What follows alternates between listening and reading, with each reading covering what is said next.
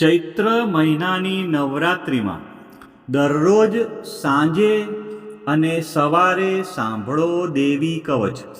દેવી કવચ સાંભળતા પહેલાં કોમેન્ટમાં તમારી કુળદેવીનું નામ જરૂરથી લખવું અને વિડીયોના અંત સુધી જોડાયેલા રહેવું. હવે આપણે દેવી કવચનો પાઠ શરૂ કરીશું. ઓમ ચંડિકા દેવીને નમસ્કાર. માર્કંડેયજીએ કહ્યું, હે પિતામહ, જે આ સંસારમાં પરમ ગોપનીય અને મનુષ્યનું બધી રીતે રક્ષણ કરનારું છે અને જેને તમે અત્યાર સુધી બીજા કોઈ સામે પ્રગટ ન કર્યું હોય એવું કોઈ સાધન મને કહી બતાવો.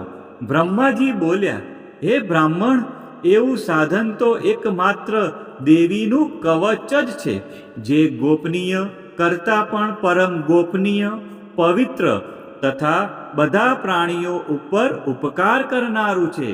હે મહામુનિ, તે તમે ધ્યાનથી સાંભળો. દેવીની 9 મૂર્તિઓ છે. તેમને નવદુર્ગા કહે છે. તેમના અલગ અલગ નામો બતાવવામાં આવે છે.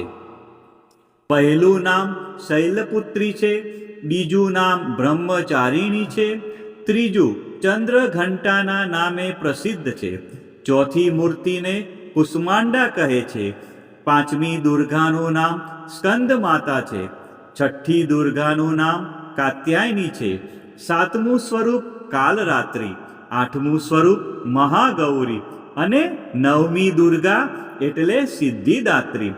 આ બધા નામ વેદ ભગવાન દ્વારા કહેવાયા છે.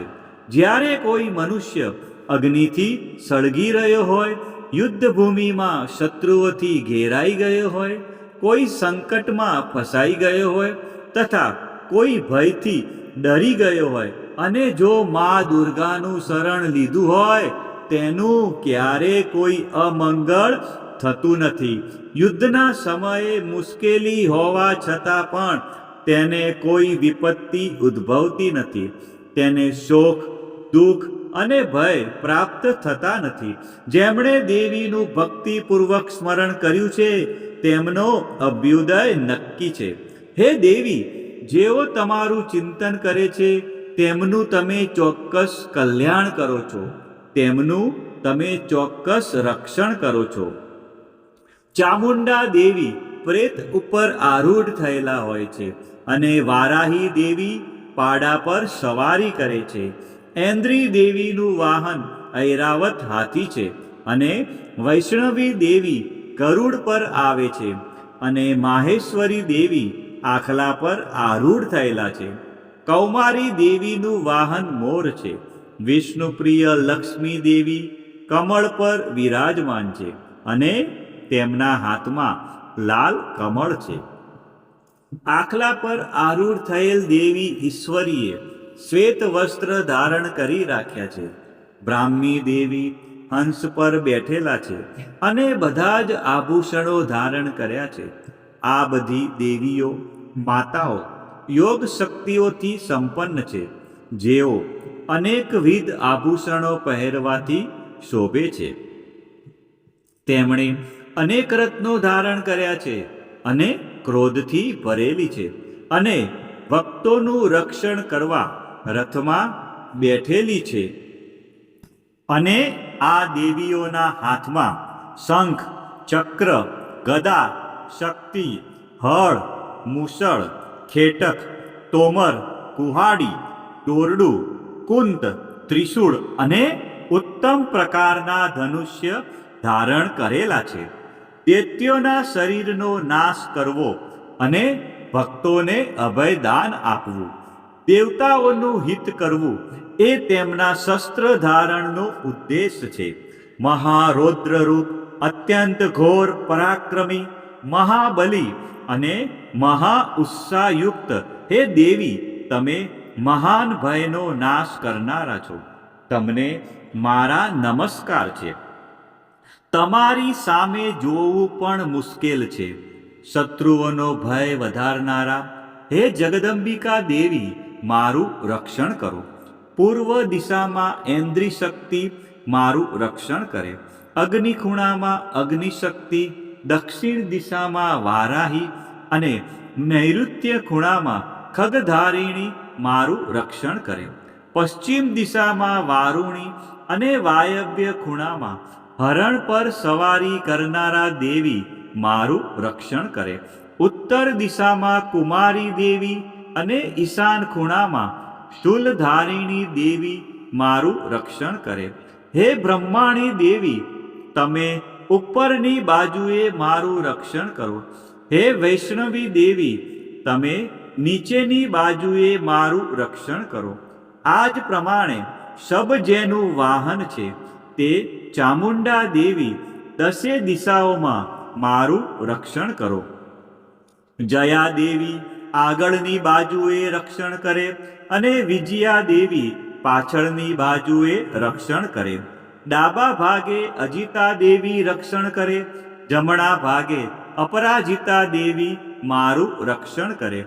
ઉદ્યોતિની દેવી શિખાનું રક્ષણ કરે અને ઉમા દેવી મારા મસ્તક પર વિરાજિત થઈને મારું રક્ષણ કરે. માલાધરી દેવી મારા કપાળનું અને યશસ્વિની દેવી મારી ભમરોનું રક્ષણ કરે. ત્રિનેત્રા દેવી ભમરોના મધ્ય ભાગનું અને યમઘંટા દેવી નાસિકાઓનું રક્ષણ કરે.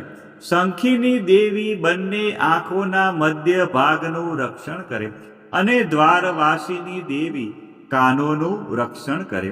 કાલિકા દેવી ગાલોનું તથા સાંકરી દેવી કાનોના મૂળ ભાગોની રક્ષા કરે. સુગંધા દેવી નાસિકાઓની અને ચર્ચિકા દેવી ઉપરના હોઠનું રક્ષણ કરે. અમૃતકલા દેવી નીચેના હોઠનું અને સરસ્વતી દેવી જીભનું રક્ષણ કરે. કૌમારી દેવી મારા દાંતોનું અને ચંડિકા દેવી કંઠ ભાગનું રક્ષણ કરે. ચિત્રઘંટા દેવી ગળાની ઘંટિકાનું અને મહામાયા દેવી તાળવાનું રક્ષણ કરે. કામાક્ષી દેવી દાઢીનું અને સર્વ મંગલા દેવી મારી વાણીનું રક્ષણ કરે. નીલગ્રીવા દેવી કંઠના બહારના ભાગનું અને અન્ન નલિકાનું કૌબેરી દેવી રક્ષણ કરે. ખગીની દેવી બંને ખભાઓનું અને વ્રજધારિણી દેવી મારા બંને બાહુઓનું રક્ષણ કરે. દંડીની દેવી બંને હાથોનું અને અંબિકા દેવી આંગળીઓનું રક્ષણ કરે. સુલેશ્વરી દેવી નખોનું રક્ષણ કરે અને કુલેશ્વરી દેવી કુખપેટનું રક્ષણ કરે. મહાદેવી બંને સ્તનોનું અને શોક વિનાશીની દેવી મનનું રક્ષણ કરે. લલિતા દેવી હૃદયનું અને શૂલધારિણી દેવી ઉદરનું રક્ષણ કરે. કામિની દેવી નાભીનું અને ગુહેશ્વરી દેવી ગુહ ભાગનું રક્ષણ કરે. પૂતના અને કામિકા દેવી લિંગનું અને પાડાને વાહન બનાવનાર દેવી ગુદાનું રક્ષણ કરે. ભગવતી દેવી કટી પ્રદેશનું અને ઘૂંટણોની રક્ષા વિંધ્યવાસીની દેવી કરે. સર્વ કામનાઓ પૂરી કરનારા દેવી જંગાઓનું રક્ષણ કરે. નારસિંહ દેવી પિંડીઓનું રક્ષણ કરે. તૈજસી દેવી બંને પગોના પૃષ્ઠ ભાગનું રક્ષણ કરે. શ્રીદેવી પગોની આંગળીઓનું અને તલવાસીની દેવી પગના તળિયાનું રક્ષણ કરે. પોતાની વિકરાળ દાઢોથી ભયંકર દેખાતા કરાલી દેવી નખોનું રક્ષણ કરે અને ઉદ્ધવ કેશીની દેવી વાળનું રક્ષણ કરે. કૌબેરી દેવી રૂવાંટીના છિદ્રોનું અને વાઘેશ્વરી દેવી ત્વચાનું રક્ષણ કરે. પાર્વતી દેવી રક્ત, મજા, વસા, માંસ, હાડકા અને મેદનું રક્ષણ કરે. કાલરાત્રિ દેવી આંતરડાઓનું અને મુકુટેશ્વરી દેવી પિત્તનું રક્ષણ કરે. પદ્માવતી દેવી કમળકોષોના મૂળ આધારનું અને ચૂડામણી દેવી કફનું રક્ષણ કરે. જ્વાળામુખી દેવી નખોના તેજનું અને અભેગા સમસ્ત સાંધાઓનું રક્ષણ કરે. હે બ્રહ્માણી દેવી, તમે મારા વીર્યનું રક્ષણ કરો. હે છત્રેશ્વરી દેવી, મારી છાયાનું રક્ષણ કરો. હે ધર્મધારિણી દેવી, મારા અહંકાર, મન અને બુદ્ધિનું રક્ષણ કરો. હે વ્રજ ધારણ કરનાર દેવી, મારા પ્રાણ, અપાન, વ્યાન, ઉદાન અને સમાનનું રક્ષણ કરો. કલ્યાણથી શોભતા હે દેવી, મારા પ્રાણનું રક્ષણ કરો. યોગીની દેવી, રસ, રૂપ, ગંધ, શબ્દ અને સ્પર્શનું. અને હે નારાયણી દેવી, તમે મારા સત્વ, રજ અને તમો ગુણનું રક્ષણ કરો. વારાહી દેવી આયુષ્યનું રક્ષણ કરે. વૈષ્ણવી દેવી ધર્મનું રક્ષણ કરે. અને ચક્ર ધારણ કરનારા દેવી યશ અને કીર્તિ, લક્ષ્મી અને ધનનું તેમજ વિદ્યાનું રક્ષણ કરો. હે ઇન્દ્રાણી દેવી, તમે ગોત્રનું રક્ષણ કરો. હે ભૈરવી દેવી, તમે મારી પત્નીનું રક્ષણ કરો. હે ચંડિકા દેવી, તમે મારા પશુઓનું રક્ષણ કરો. હે મહાલક્ષ્મી દેવી, તમે મારા પુત્રોનું, સંતાનોનું રક્ષણ કરો. હે સુપથા દેવી, મારા પથનું. અને હે ક્ષેમકરી દેવી, મારા માર્ગનું રક્ષણ કરો. હે મહાલક્ષ્મી દેવી, રાજદ્વારી કાર્યોમાં મારું રક્ષણ કરો. તથા સર્વ બાજુએ રહેલા વિજયા દેવી, ચારે બાજુ રહીને મારું રક્ષણ કરો. હે દેવી, જે સ્થાન દેવી કવચમાં કહેવાયું નથી અને તેથી રક્ષણ વિનાનું છે, તે બધા સ્થાનો તમારા વડે સુરક્ષિત થાય, કારણ કે તમે વિજયશાલિની અને પાપનાશીની છો. જો મનુષ્ય પોતાના શરીરનું ભલું ઈચ્છતો હોય તો તેણે દેવી કવચનો પાઠ કર્યા વિના એક ડગલું પણ ભરવું નહીં. દેવી કવચનો પાઠ કરીને જ યાત્રા કરવી.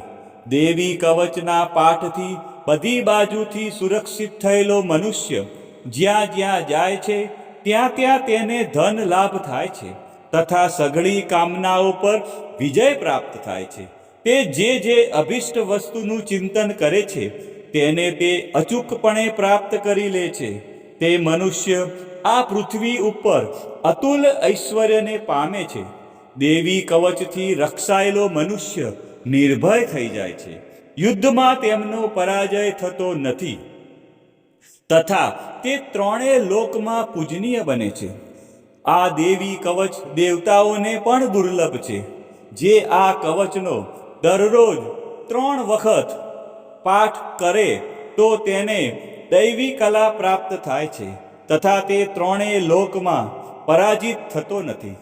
એટલું જ નહીં, તે અપમૃત્યુથી રહિત થઈને 100 કરતાં પણ વધુ વર્ષ જીવે છે. દેવી કવચ ધારણ કરનાર મનુષ્યની રાજા તરફથી સન્માન અને વૃદ્ધિ થાય છે. આ દેવી કવચ મનુષ્યના તેજની વૃદ્ધિ કરનારું અને ઉત્તમ છે. આ દેવી કવચનો પાઠ કરનારો મનુષ્ય પોતાની કીર્તિથી શોભા પામીને પૃથ્વી ઉપર પોતાના સુયશ સાથે સાથે વૃદ્ધિ પામે છે. જે પહેલા દેવી કવચ કરીને સપ્તસતી ચંડી પાઠ કરે છે તેની જ્યાં સુધી વન પર્વત હોય ત્યાં સુધી તે આનંદથી યુક્ત આ પૃથ્વી ઉપર રહે છે. તેના પુત્રો, પૌત્રો, સંતાન પરંપરા બનેલી રહે છે. પછી દેહાંત થતાં તે મનુષ્ય મહામાયાની કૃપાથી નિત્ય પરમપદને પામે છે. જે દેવતાઓને પણ દુર્લભ છે. તે સુંદર દિવ્ય રૂપ ધારણ કરે છે અને કલ્યાણ શિવની સાથે આનંદનો ભાગી બને છે. ભક્તજનો, મા ભગવતીની આરાધનામાં દેવી કવચનું વિશેષ મહત્વ છે.